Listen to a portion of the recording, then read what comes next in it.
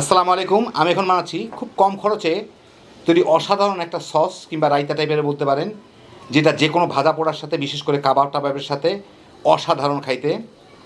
খুবই স্বাস্থ্যসম্মত, তৈরি করা খুব সহজ, আর খাইলেই বুঝবেন কী জিনিস। তো আসেন দেখি শুরু করা যাক। আমি 2 কাপ টক দইয়ের পানি ঝরায় নিব। তো সেই জন্য আমি একটা গামলার উপরে একটা চালনি দিয়ে এর মধ্যে একটা পাতলা জর্জেট কাপড় দিয়ে দিব। এর মধ্যে 2 কাপ টক দই দিয়ে দিব, যাতে পানিটা কিছুটা পড়ে যায়। আমার 10-12 মিনিট রাখলেই হয়ে যাবে। একদম শক্ত করে করব না আমি যাতে দইটা একটু নরমও থাকে, জাস্ট অর্ধেকটা পানি পড়ে যায় আর কি। এটা ঘরে বানানো টক দই, চাইলে কেউ বানাইতে পারেন, খুব সহজে তৈরি করা যায়, খরচ অনেক কম পড়ে। হইল প্রায় 2 কাপের মতো। এখন এইটাকে আমি খালি এইভাবেই রেখে দিই, আর কিছু করার দরকার নেই, ঝুলা টুলা রাখার দরকার নেই, এমনি পড়ে যাবে পানি। দেখেন এখনই কোথায় নিচ থেকে কিছুটা পানি পড়ে গেছে, এই যে দেখেন কিছুটা পানি পড়ে গেছে নিচে, বাকি পানিটিকেও ধীরে ধীরে পড়ে যাবে।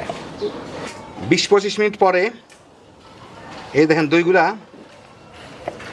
যথেষ্ট পরিমাণ পানি ছেড়ে দিচ্ছে, এই যে দেখতেই পারতেছেন, পানি কমে কিছুটা ঘন হয়ে গেছে দইটা। এখন আমি এই পানিগুলা ফেলে এর মধ্যে দইগুলাকে নিয়ে নিব। তো দইগুলাকে আমি পানি ঝরায় নিয়ে নিলাম এখানে।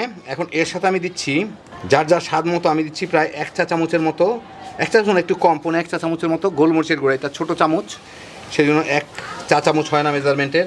প্রায় 1 টেবিল চামচ কুচানো রসুন, আমি রসুন গ্রেটারের এই জায়গাটা দিয়ে কুচাই নিছি একদম মিহিন করে। একটু ক্রাশড পেপার, মরিচ ভেঙে গুঁড়া করে রাখা, সামান্য একটু লেবুর রস, যার যার পছন্দ মতো টক করতে চান।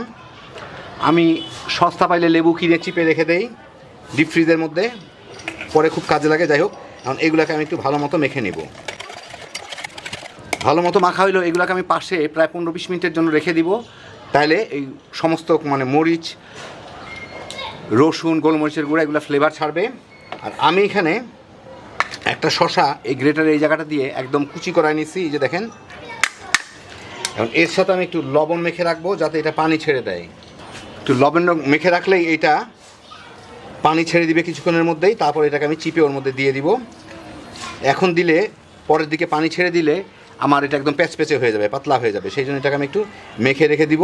এটা যতক্ষণ 10 মিনিট ফ্লেভার ছাড়তেছে ততক্ষণ এটা এইভাবে থাক, লবণ মাখা অবস্থায় থাক। 10 মিনিট পরে দেখেন অনেক পানি ছাড়ছে। এখন আমি এগুলোকে এইভাবে পানি চিপে, এগুলোর রসটা চিপে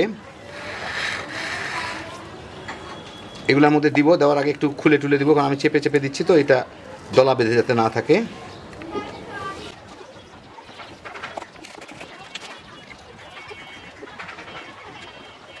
ব্যাস, এখন এটাকে এর সাথে ভালো মতো মিশিয়ে নেব।